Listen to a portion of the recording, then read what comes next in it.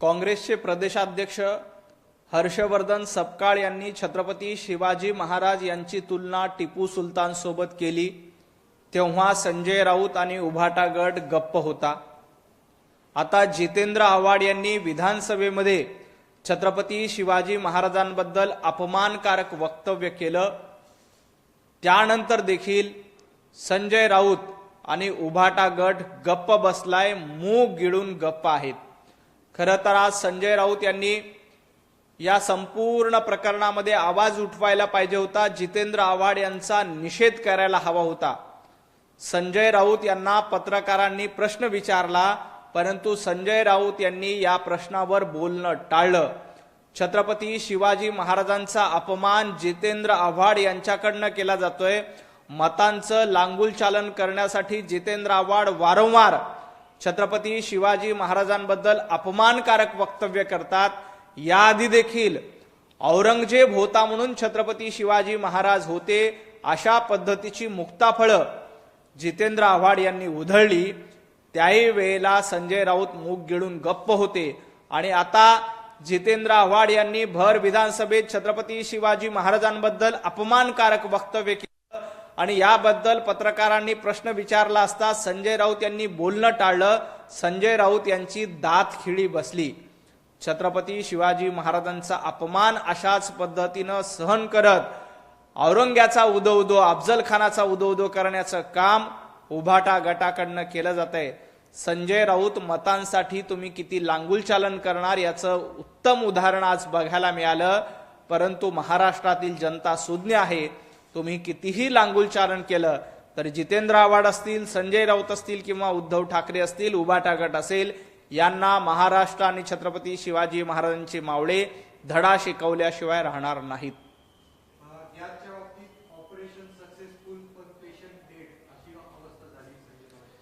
गॅसच्या बाबतीत operation successful आणि विरोधक डेथ अशा पद्धतीची अवस्था आहे। इराणमधून आपल्याकडे काल 3 जहाज आलेत, आज सकाळी एक जहाज पोहोचलंय। LPGचे पुरवठा सुरळीत करण्याचं काम केंद्र सरकारकडनं केलंय, राज्य सरकारकडनं केलं जातंय। काही ठिकाणी जाणीवपूर्वक काँग्रेसच्या, समाजवादी पार्टीच्या लोकांकडनं गॅसच्या टाक्या काळ्या बाजारात साठवण्याचं काम केलं होतं, त्यांचा गड उद्ध्वस्त करण्याचं काम देखील सुरू आहे। येत्या काही दिवसामध्ये बुकिंग पूर्णपणे सुरळीत होऊन लोकांना घरपोच गॅस मिळेल आणि पंतप्रधान नरेंद्र मोदीजींच्या नेतृत्वात हे ऑपरेशन सक्सेसफुल झाले आणि विरोधक मात्र डेथ झालेले आहेत। मुंबईत 40% रेस्टॉरंट बंद आहेत, सिलेंडरच्या रांगा EIने तयार केल्या का? मुंबईमध्ये घरगुती गॅस पुरवठा अतिशय सुरळीत आहे। ग्रामीण भागामध्ये थोडाफार परिणाम होतोय की ग्रामीण भागामध्ये काही ठिकाणी पुरवठा विस्कळीत झालाय, तो सुरळीत करण्याचा प्रयत्न येत्या काही दिवसांमधून केले जाईल। 25 दिवसाच्या गॅप नंतर बुकिंग केल्यानंतर निश्चितपणे सिलेंडर मिळते। उलट लोकांना काही ठिकाणी त्रास होतोय, परंतु लोकांना माहिती आहे की आखाती देशात युद्ध सुरू आहे, त्या युद्धाचा परिणाम म्हणून गॅस तुटवडा काही प्रमाणात आहे। परंतु सध्या महाविकास आघाडी गॅसवर आहे। महाविकास आघाडी गॅसवर असल्यामुळे त्यांना गॅस पुरवठा करणं जास्त गरजेचं आहे आणि आम्ही राजकीय गॅस त्यांना पुरवायला तयार आहोत। आपण बघितलं की महाविकास आघाडीमध्ये ज्या पद्धतीनं संजय राऊत बोलतायत, इतर कुणीही महाविकास आघाडीमध्ये बोलायला तयार नाही। विधानसभेचं अधिवेशन चालू आहे, जर का एवढा क्रायसिस होता तर सगळे आमदार विधानसभेत बोलले असते, परंतु जाणीवपूर्वक फेक नरेटिव्ह पसरवण्याचं काम संजय राऊत यांच्या मार्फत सुरू आहे। लोक गॅस मिळेल यासाठी वाट बघतायत आणि निश्चितपणे सरकारकडनं गॅस पुरवठा सुरळीत करण्याचा प्रयत्न केला जातोय, परंतु लोकांमध्ये पॅनिकता निर्माण झाली पाहिजे, अराजकता निर्माण झाली पाहिजे, यासाठी संजय राऊतांसारखे काही माणसं आगीत तेल ओतण्याचं काम करतायत। परंतु संजय राऊतांनी कितीही आगीत तेल ओतलं तरी ते त्यात यशस्वी होणार नाहीत। शाळातील पोषण आहार बंद झाला आहे, मंदिरांना देखील गॅस तुटवडा आहे, तर सरकारने याबाबतीत चुकीची माहिती दिली आहे। खरं तर मंदिर संस्थान सरकारला पूर्णपणे सहकार्य करतायत। काही ठिकाणी मंदिरांनी प्रसाद वितरणाची व्यवस्था कमी केलेली आहे, कारण अशा पद्धतीनं युद्धजन्य परिस्थितीमध्ये घरगुती गॅस सिलेंडर मिळणं आवश्यक आहे आणि त्याला प्रायोरिटी देणं गरजेचं आहे. या पार्श्वभूमीवर मंदिर संस्थान सरकारला पूर्णपणे मदत करतायत, परंतु संजय राऊत यांच्या त्यामुळे देखील पोटामध्ये दुखतंय. सर्वसामान्य नागरिक सरकारच्या पाठीशी, मोदीजींच्या पाठीशी भरभक्कमपणे उभे आहेत. आपल्या सगळ्यांना कल्पना आहे की इराण आणि इस्रायलच्या युद्धामुळे जगभरामध्ये त्याचा फटका बसला. अनेक ठिकाणी पेट्रोल आणि डिझेलच्या किमती खूप मोठ्या प्रमाणात वाढल्या. काही काही देशामध्ये 20-25% पेट्रोल आणि डिझेलच्या किमती वाढल्या. भारत हा एकमेव देश आहे ज्या युद्धाच्या पार्श्वभूमीवर देखील या देशामध्ये पंतप्रधान नरेंद्र मोदीजींच्या नेतृत्वामुळे पेट्रोल आणि डिझेलच्या किमती वाढल्या नाहीत. गॅस वितरणामध्ये थोडासा फटका बसलाय, परंतु तो देखील दुरुस्त करण्याचं काम सरकारकडनं केलं जातंय. अनेक देशामध्ये पेट्रोल आणि डिझेलच्या किमती वाढल्यात. संजय राऊत, तुमचं ज्या पाकिस्तानवर प्रेम आहे त्या पाकिस्तानमध्ये 350 रुपये लिटर डिझेल आणि पेट्रोलचा भाव झालाय, परंतु भारतामध्ये 1 रुपया देखील वाढला नाही. कारण हे पंतप्रधान नरेंद्र मोदीजींचं कर्तृत्व आहे, त्यांचं नेतृत्व आहे. 140 कोटी जनतेचे आशीर्वाद पंतप्रधान नरेंद्र मोदीजींच्या पाठीशी आहेत. त्यामुळं आपल्या देशामध्ये पेट्रोल आणि डिझेलच्या किमती वाढल्या नाहीत, हे देखील लक्षात घेतलं पाहिजे.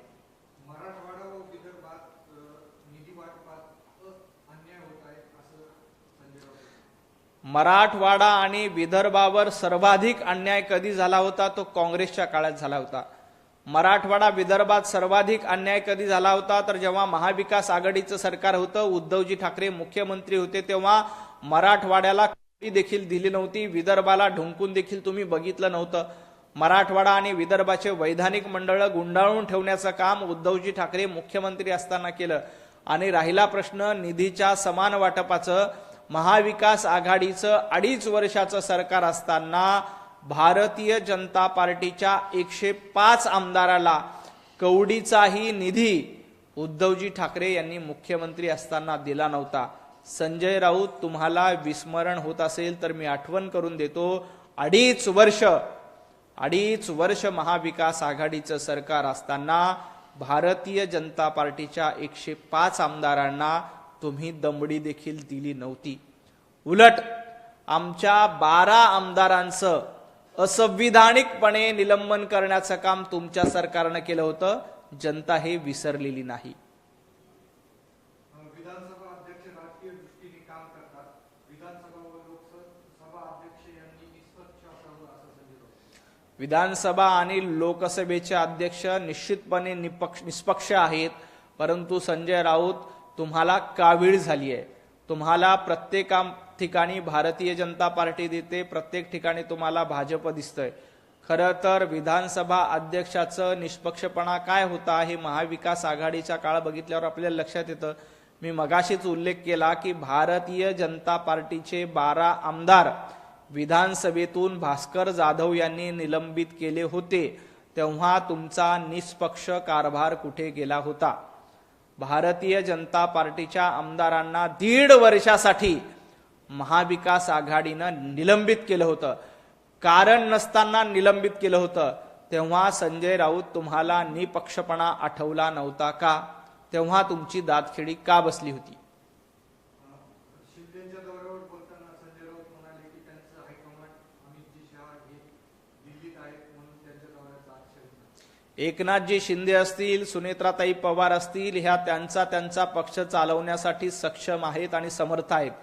उलट उद्धवजी ठाकरे आणि संजय राऊत हे उभाटा गट चालवण्यासाठी सक्षम नाहीत, म्हणून अधूनमधून सिल्वर ओकची धुनी भांडी करण्याचं काम संजय राऊत यांच्याकडनं केलं जातोय. आणि आता नवा गुलाम किंवा नव्या ठिकाणी गुलामगिरी करण्याचा प्रयत्न दिल्लीमध्ये जाऊन केला जातोय. सोनिया गांधी यांची बेनामी शाखा म्हणजे उभाटा गट आहे.